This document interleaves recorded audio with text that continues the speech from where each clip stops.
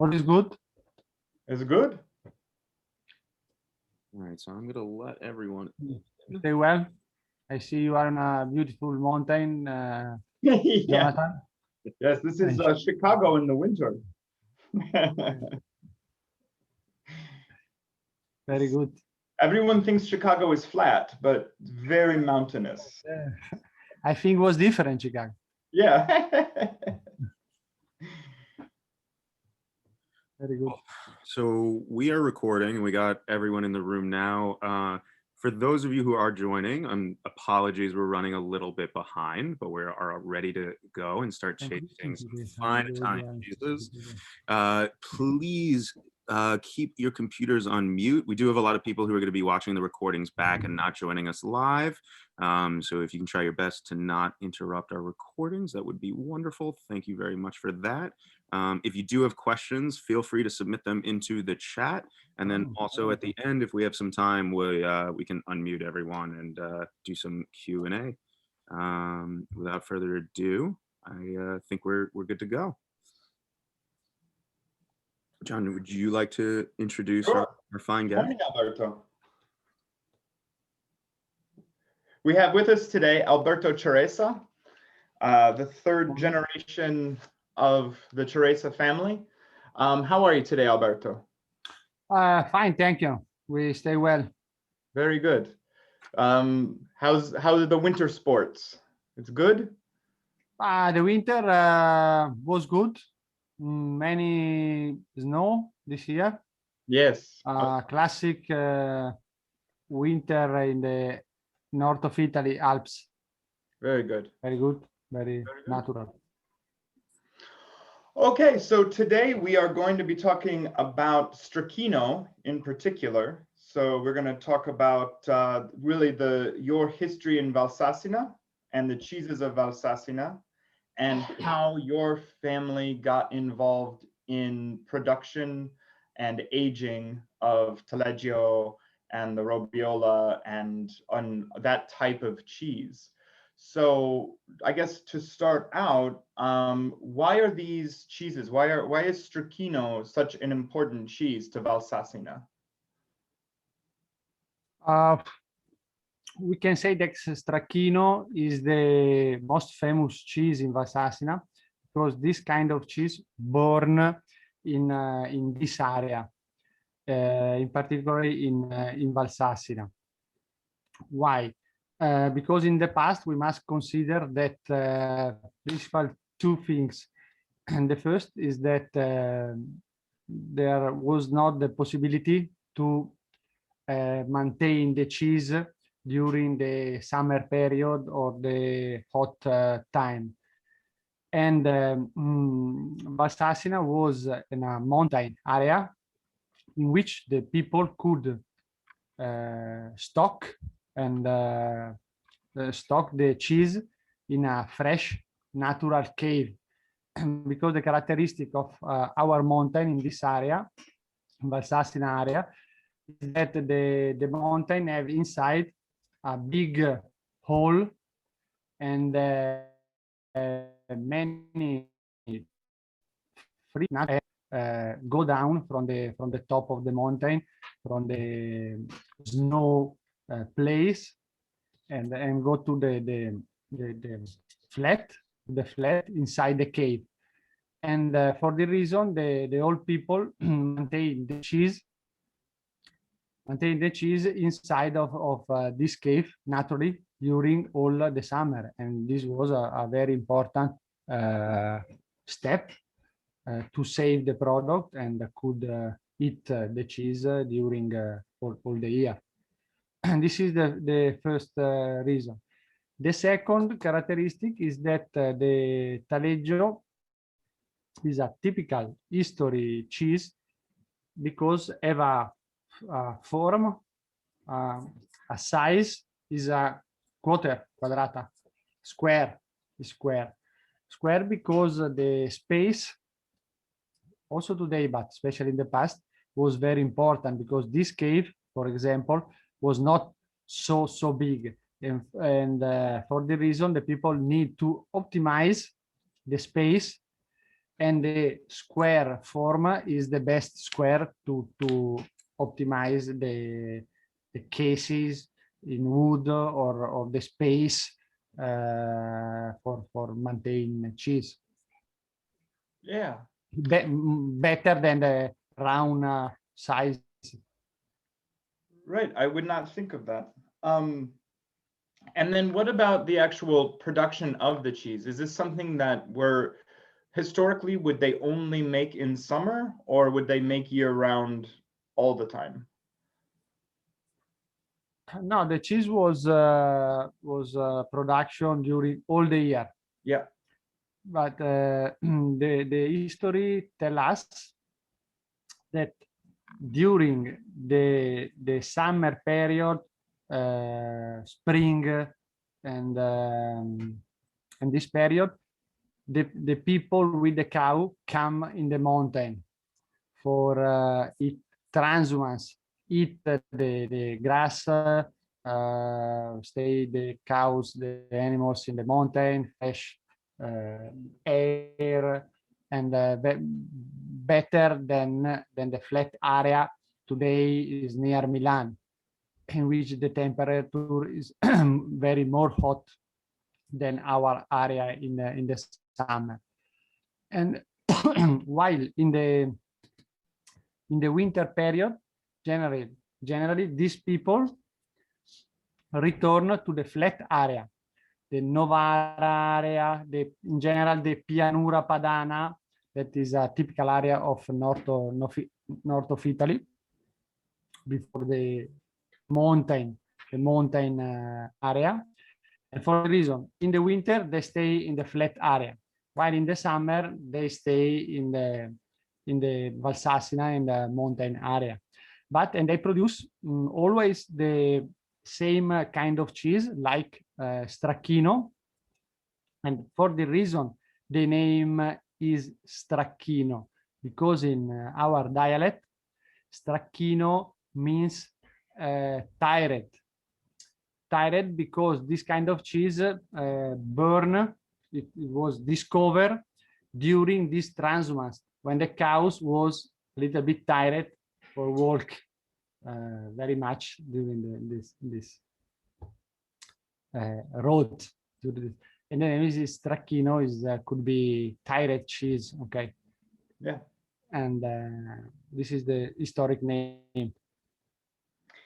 So historically, they would be aged in these caves, but then at some point in time, like your family starts to work with the cheese makers and helping with the aging, or how did your grandfather get involved in the Stracchino? Okay, yes, the company burned with my grandfather Giovanni Ciresa in the 1927, when he was 25, and he started this activity first around the valley to collecting cheese, product cheese from the producing inside of the farm in this area,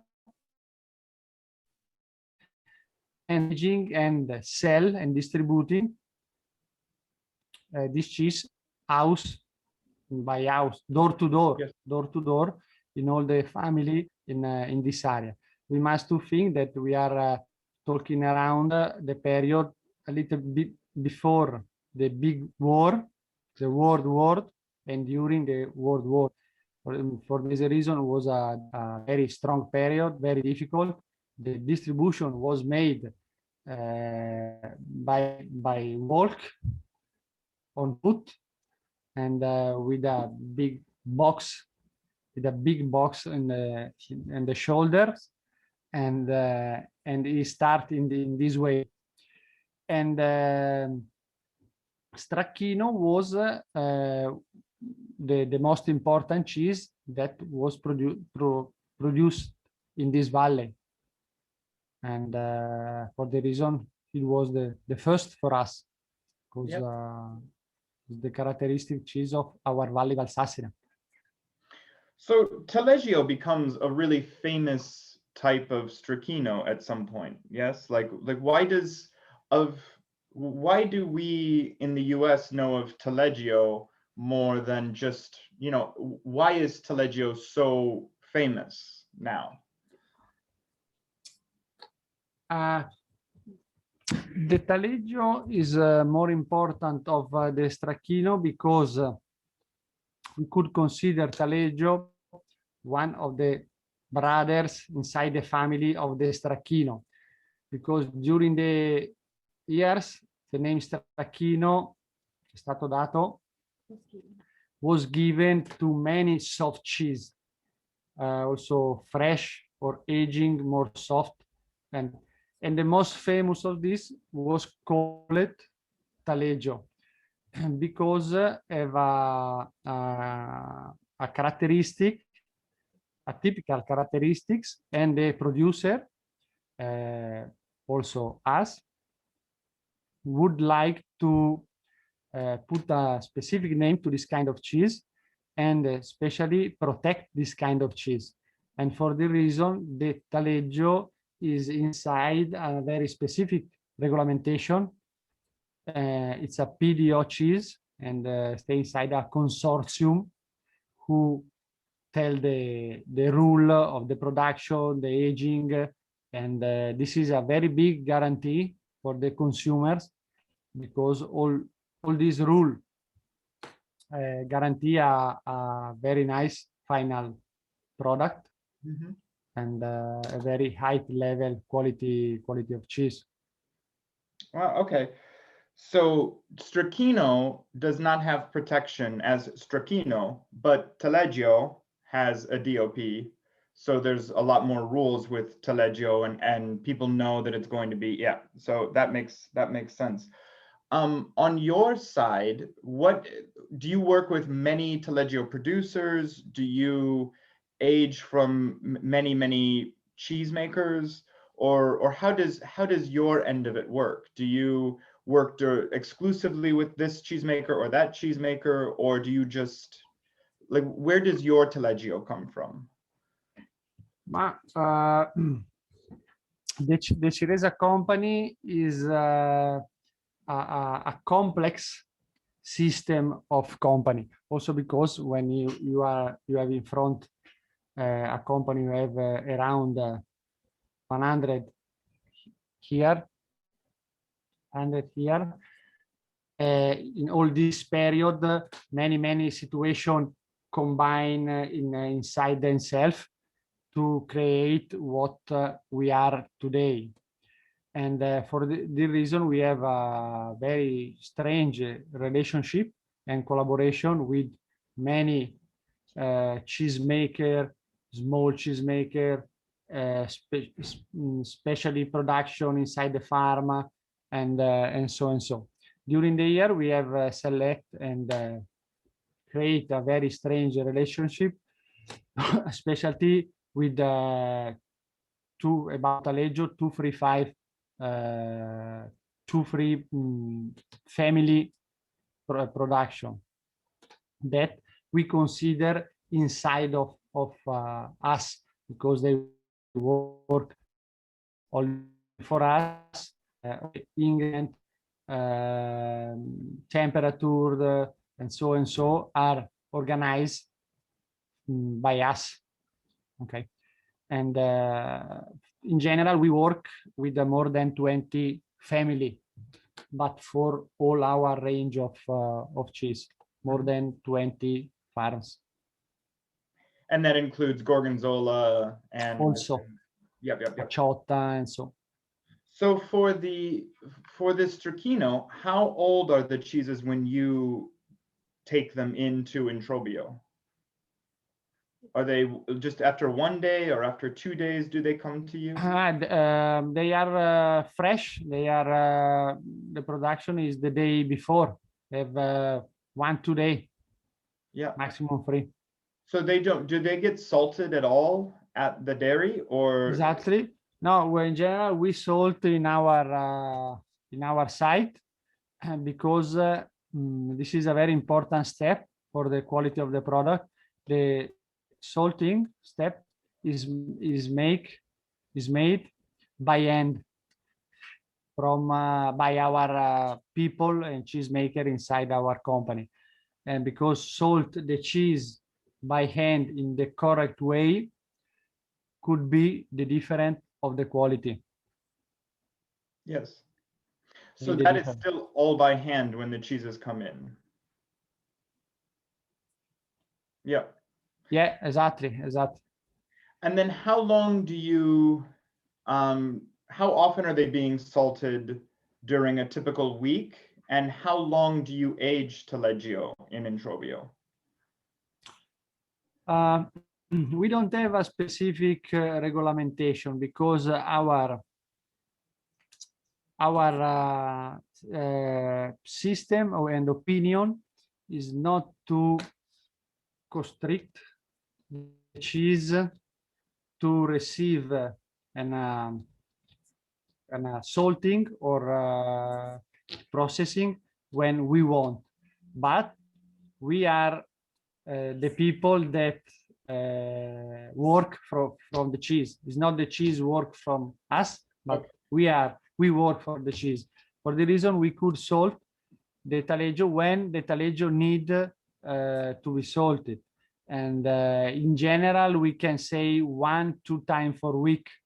In general, 1 time per week, but we could do this this step 1 time in 10 days or 2 times in a week.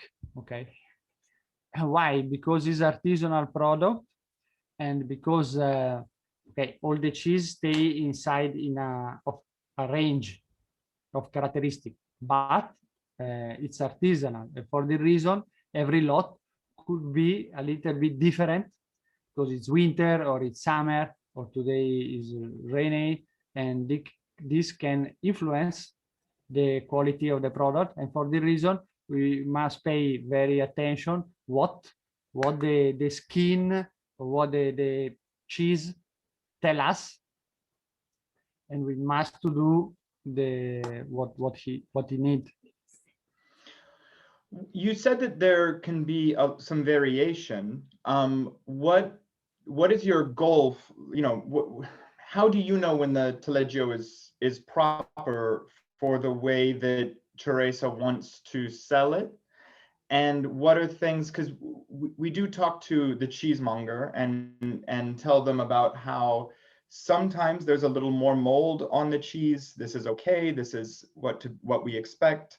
How do you handle that? I mean, obviously people in Valsassina, they know that taleggio is going to have mold on it, but what kind of variation do you see seasonally in the appearance and the flavor of taleggio? How does it change throughout the year for you? You must consider that our people who work with us stay here, work here from more than 20 years, and also from generation. We have inside guys that his father worked here before him, and also brother and full family. I know very well the cheese in when they touch it, and also when they only look the cheese in face. And for example, we don't use instruments for understand when the product is correct or when the product needs something, like for example this. Okay, and we can say, we can smell also, and only for the in face we can say that it's ready to sell, and it's good.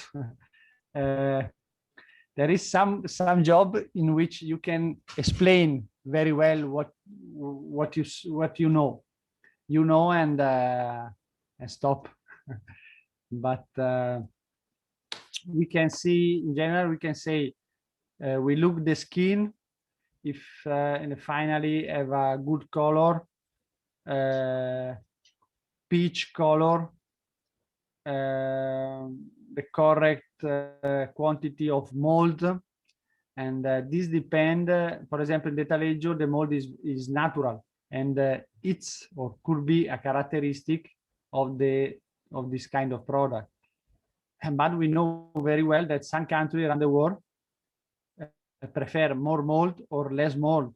For example, in our area, the mold is a plus because the mold put quality, give a flavor, a tasting more exceptional.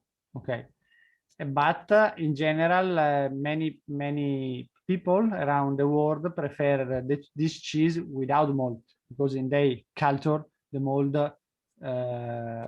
could be not family to see. And it's very simple to explain that mold is natural. And for example, we eat also the skin of the taleggio, and many people do this because it's an important part. Depend the final use of the cheese. If used for cooking, if used in a cup of pizza, or if you eat simple or with fruit or vegetables. Yeah, that's very good. So can you explain the difference for us between the taleggio and like the Robiola valsassina, the Vecchia valsassina? So like, what are you looking for in the taleggio or in the Robiola that are these very different, or how do you use one instead of the other for yourself? See, the characteristic of the taleggio and the Robiola Vecchia valsassina is different because finally is different because when the production start, the step of the production of the taleggio and the production of the Robiola are the same or very similar. Okay, because we could say generally that Robiola is a quarter of the taleggio. But the small difference during the start create a big difference in the final step. For example, the size of the Robiola is smaller than the taleggio. The height is small, okay, and when we salt this kind of cheese, we salt only a quarter, not a wheel, okay. For the reason, the quantity of salt that the cheese receive is more for one, and all these different step create a different in the final product. In general, Robiola is a little bit more creamy than the taleggio, especially under the skin, and have a little bit more flavor. Okay, it's more aromatic cheese, and niche is a niche product, a product of niche. Okay, and while taleggio is more gummy. Okay, you can see also the difference. Yeah. Okay. It's bigger and it's more gummy, and the pasta is elastic, and the flavor is more lactic, okay, and delicate. No, and for us, we Okay. found that people who are looking for a stronger and more developed cheese and aroma, the Vecchia, the Robiola is just really exactly what they're looking for. So yeah, it's interesting that the smaller format makes such a big difference at the end. And then what about, if we can talk about Nostrana di Monte, can you tell us kind of where Nostrana di Monte fits into your history and what you do in Introbio? Yes. The Nostrano di Monte, we can consider the one of the best stracchino, cheese. Okay. And this is a quarter of the Nostrano. And because the Nostrano di Monte or old Stracchino, we could consider it the grandfather of the Taleggio. And because the technique of the production is made with all the system of the all or the tradition of the that use the grandfather in the history. And for example, the milk is not pasteurized. It's raw milk for the production. And for this reason, we can smell the product and feel all the aroma of the herbs, especially in the summer when the cow go in the very top part of the mountain, and we can smell also many flower, okay, and all the aroma of the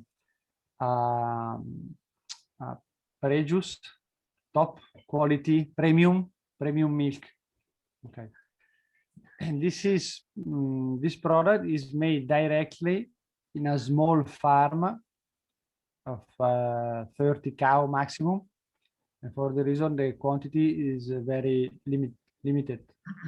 It's a limited edition, and we are very happy to could continue our company and family are very happy to could continue the production of this kind of cheese, because it's a very important part of our history and the history of the family of this area of Valsassina. And they're nearby, yes? Their winter, their flat home, their winter home is only about 10 minutes from Introbbio, 20 minutes? During the winter period, the product is made in front of our company. Yeah. In a car, in drive. While in the summer, it's product over our head in the mountain, in the Alpeggio Biandino Valley, that it's 10-minute walk sopra di noi, above our company. Yeah, that's amazing. And okay, Taleggio, and so when I visited Nostrano, it's brown cows, yeah? Is that the same for Taleggio, or is Taleggio more of like a black and white cow?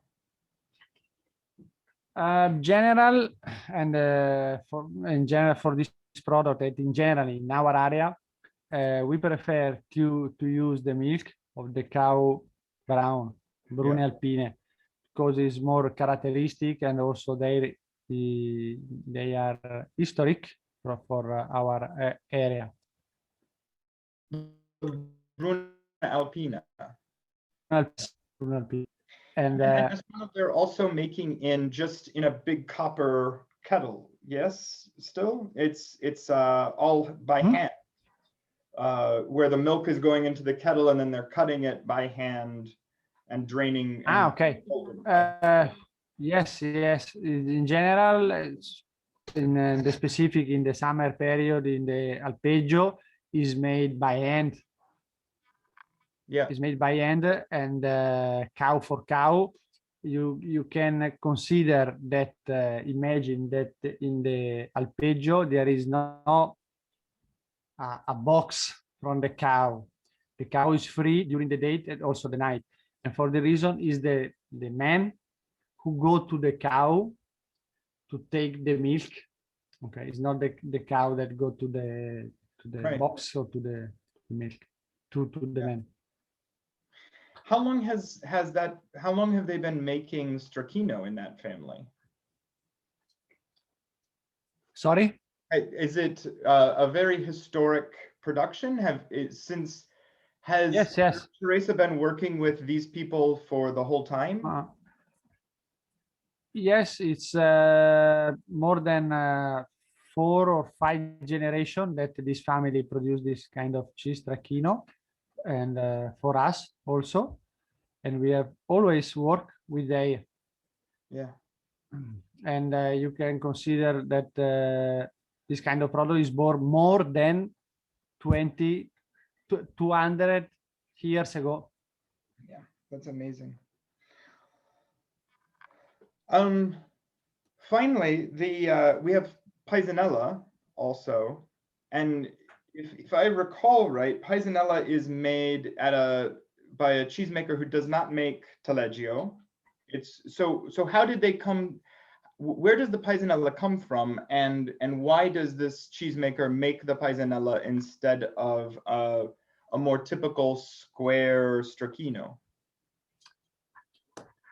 Paisonella, it's also a characteristic kind of cheese that Ciresa have in his range, and also from more than 50 years, 50 years.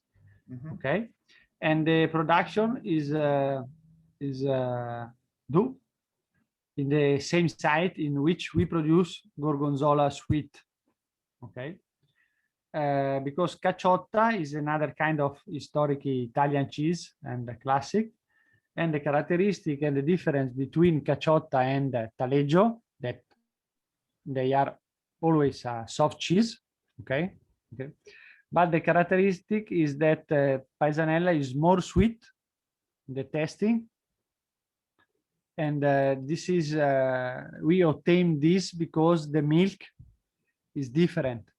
Okay, come from another farm. For the reason we produce this caciotta in a Gorgonzola production, and while taleggio in another site, because the characteristic of the two cheese and the characteristic of the two milk are different, and this kind of milk permit us to obtain this kind of sweet cheese and more creamy. Okay, and, okay, this is the Paisonella. So the flavor is very sweet compared to, but I mean, taleggio still has a nice sweetness, but I think that the Paisonella, for people, most of the people watching now have a piece in front of them, and it's just very different than the other stracchino. Yes, the reason is from the milk, where the milk come from, and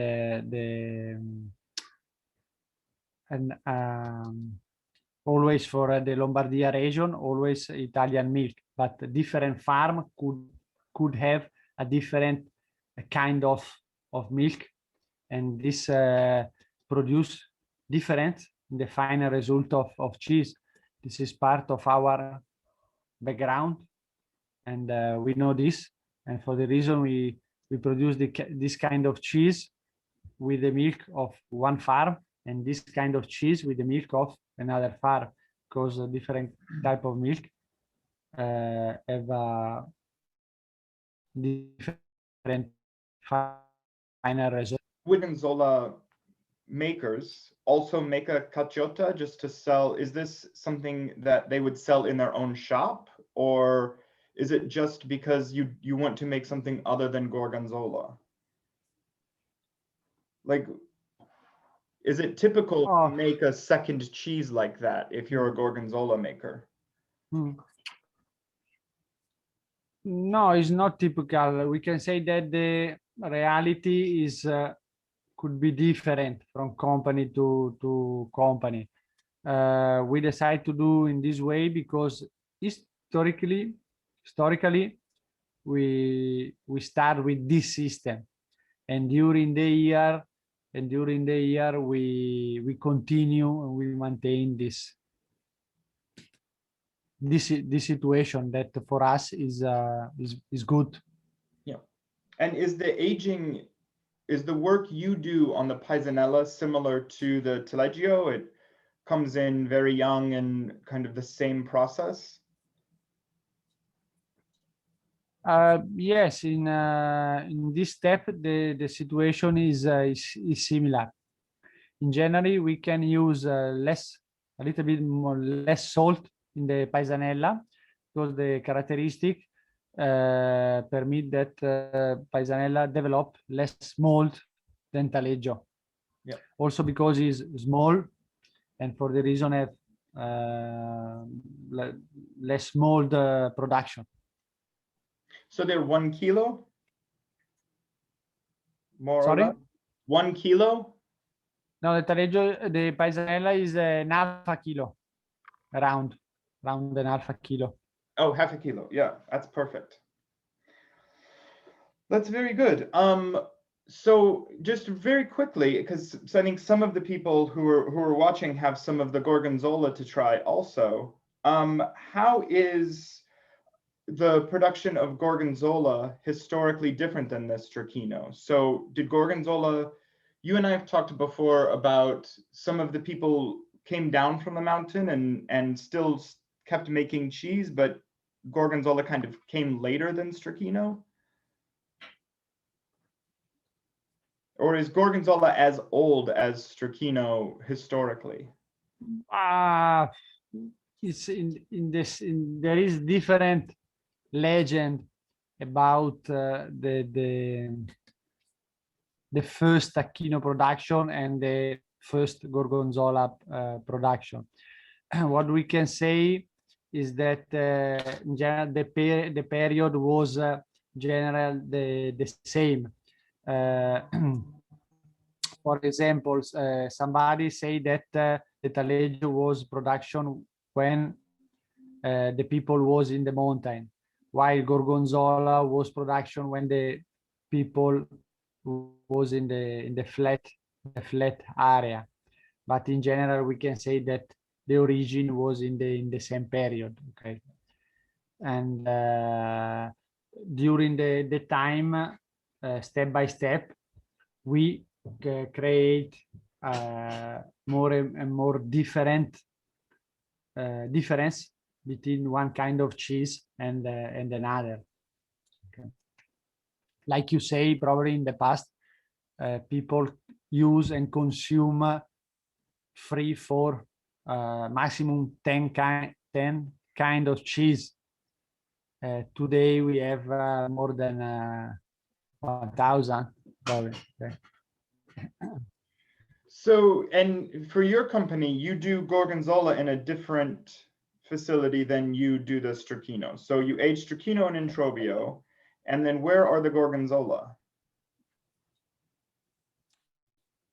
Stracchino and taleggio is in Introbio, while gorgonzola is in Novara area, in which we have a site dedicated to gorgonzola. Why? Because the Novara area is a typical area, a flat area in which during the years gorgonzola develop hit market and is a characteristic zone. And also because in that area we have much quantity of milk, and it's simple to and go to the production. Another fact is that gorgonzola is a very particular and specific characteristic like mold, and for the reason we prefer to dedicate a specific site for produce and aging and all step of this kind of blue cheese. Yeah, it's very interesting. Yeah, and they're just beautiful. Real quick, Doug, do we have any questions that we would like Alberto to address at this point? Not at this point. I had one question for you, Alberto. The Robiola Valsicina is a washed rind, and a lot of Robiolas we see here in America, we see the bloomy rind Robiolas. Is that difference something is that style of Robiola more typical for your area of Italy versus those bloomy rind Robiolas that we see? the ones that just have the white mold on top. But also, but what you have in America, you production in America? We see other Italian robiolas. When I started working with Colombia, the Valsicina was the first robiola I had seen that wasn't a bloomy rind. It was washed. Yeah. I was unfamiliar with that. So I'm wondering if that's more typical for where you're sourcing cheese from, and the other ones come from a different area. I don't know the product you are explaining. I need to see the product. Okay. But what I can say that also the name Robiola is could be considered a general name like Stracchino, and inside this family you can have different way to interpret the cheese. We think the way we use is the classic. So Robiola is more about the size than it is necessarily about the way it's made. Is it the Robiola tend to be these kind of 250-gram sized cheeses?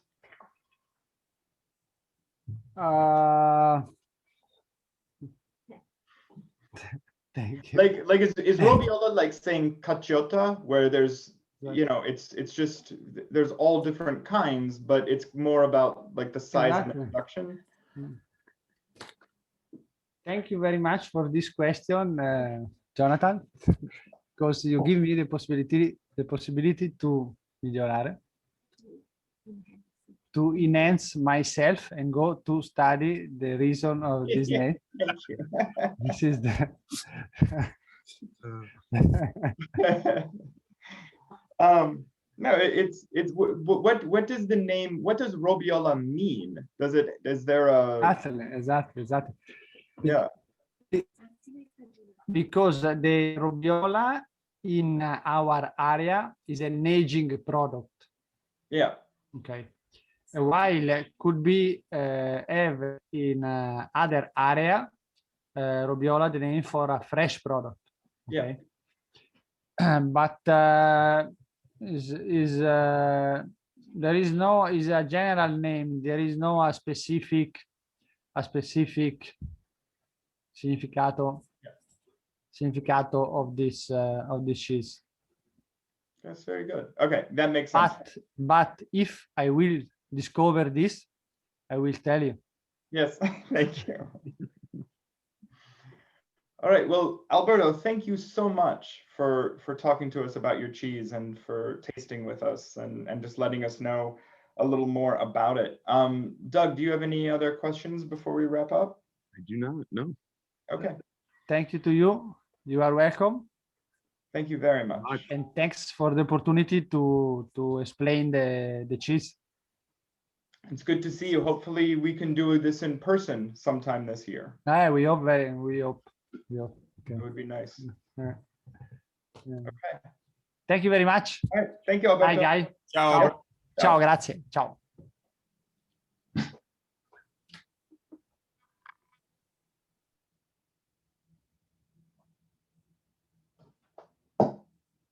Jonathan, do you want to take a short break real quick? Yeah, and real quick, and I should have said this up front, but all of the cheeses that you have in front of you have a QR code on, and if you scan that, then you will get to some more specs, like all of those like numbers, size, ages, all of that. And then within a couple days, this segment with Alberto will also be embedded into those same points, right? Yes. Yeah, we'll have all the recordings. We'll go up onto each individual cheese page. We'll also keep this event page up too, so people can access it from there for a little bit. But if you have any staff or any coworkers who want to watch the videos as well, you'll be able to get that all online. And then, yeah, all of the QR codes go to the cheese pages. Those are just live on forever on our website. Obviously, we're always adding more resources, pictures, videos as we continue on. Please check out our website. Ton of information and details up there. Yes. Thanks to you, Doug. Oh, You're such a web maven these days.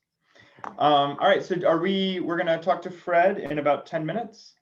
I think so. I'll leave the room open for now. I think I'm going to pause the recording, but Fred is here, so we can jump back in a second. But if anybody needs to run away real quick, we'll start back. I'm gonna go switch out my cheese and grab some water, and I'll be right back.